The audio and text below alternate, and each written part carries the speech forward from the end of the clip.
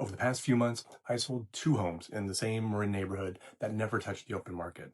No sign, no Zillow listing, no open house.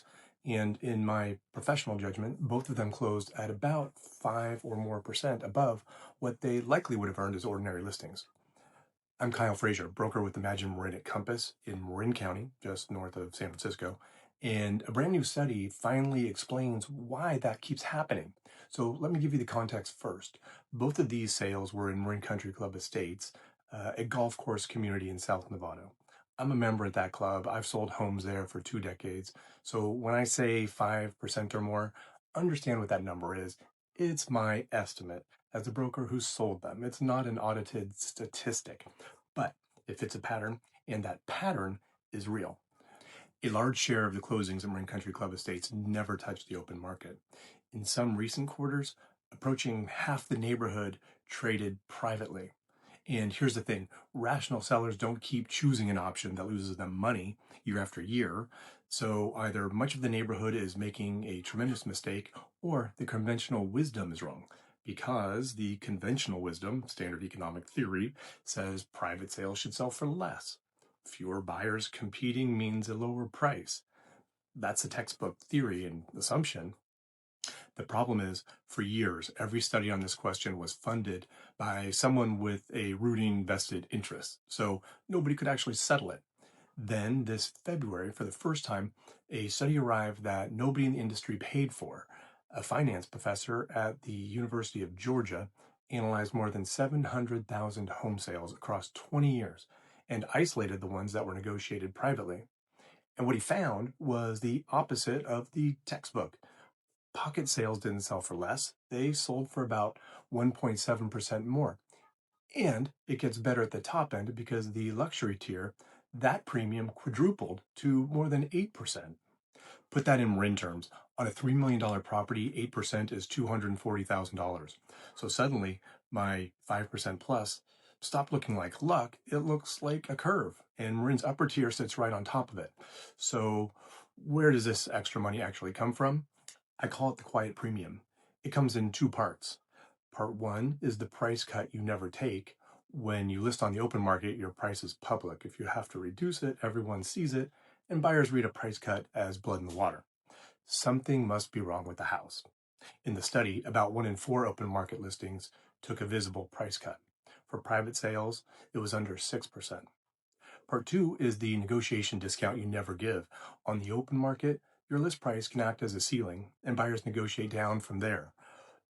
That's just how the game works. But private sellers skip that game entirely. They captured essentially their full asking price in almost every situation. The study even tested the cynical explanation that agents were gaming this, double-ending deals, steering buyers, but the answer was no.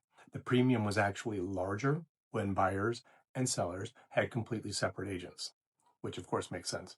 The leverage belongs to the seller, and honestly, these findings match what I've seen with my own eyes.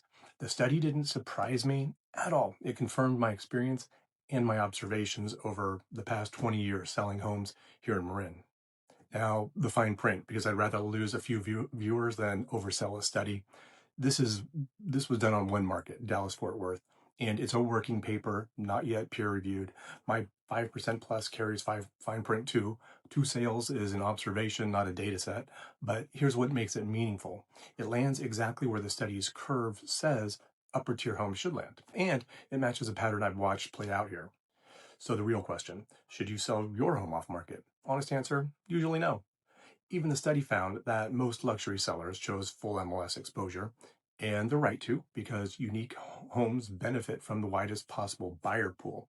And I'll add one from my own practice. Trust and estate sales are also generally a poor fit for the private channel.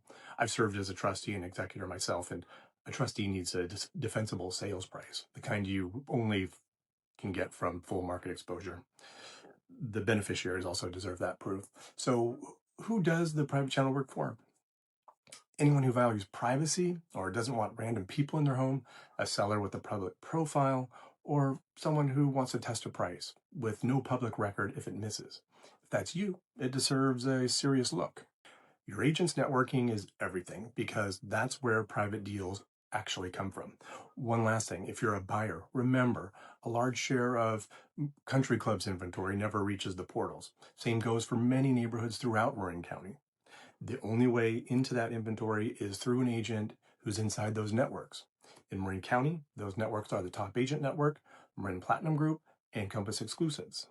So if you're weighing a private sale or you want the first look at Marin homes that will never show up in your Zillow feed, that's a conversation I have every week. And if this speaks to you, call or text me and take a look at the more complete written version of this analysis on my website, imaginemarin.com. The link's in the description. I'm Kyle Frazier, Imagine Marin at Compass. I'll see you in the next one.